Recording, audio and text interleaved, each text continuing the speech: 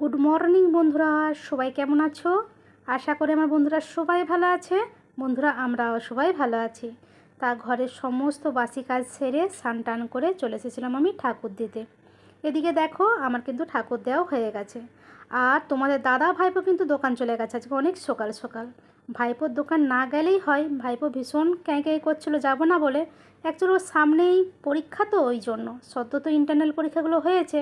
তা দোকানে একটু কাজের চাপ পড়েছে, তো কি করবে, তোমাদের দাদা বললো বাবু এই বেলা চ, তোকে সেবেলা যেতে হবে না। তা দেখো, এখানে বসিয়ে দিয়েছি ভাত, আর এক পাশে বসিয়েছি দুধ গরম। দুধটা কালকে এনেছিল, কিছুটা খাওয়া হয়েছে আর কিছুটা রয়েছে। আর যা দুধ ধরছি গরম গরম না করে রাখলে কী বলো তো, আবার কেটে যাবে। তা যাই হোক, দুধটা কিন্তু উতলে গেছে, গ্যাসটা নিভিয়ে দিই। আর এইখানে বের করেছি কিছু সবজি, কুমড়ো, পুঁই শাক, আলু। তা তোমাদের দাদা কালকে দোকান সেরে আসার পথে পুঁই শাকগুলো দেখেছে, বলছে মোটা মোটা পুঁই শাকগুলো দেখে আর লোভ সামলাতে পারলাম না, তা কিনে নিয়ে এসেছে। আমি ভালোই করেছো। তা তোমাদের দাদা কিন্তু কুমড়ো পুঁই শাকের তরকারি খেতে ভীষণ ভালোবাসে। আর এইদিকে দেখো, পটলগুলো মানে গাল তোবড়া দাদু হয়ে গেছে, বুঝলা। ফ্রিজে সবজি রেখেও কোনো শান্তি আছে বলো তো? ফ্রিজে সবজি রাখা হয় কিসের জন্য? টাটকা থাকবে, তাই কি না? কিন্তু দেখো, ফ্রিজের সবজিও এইরকম হয়ে যাচ্ছে।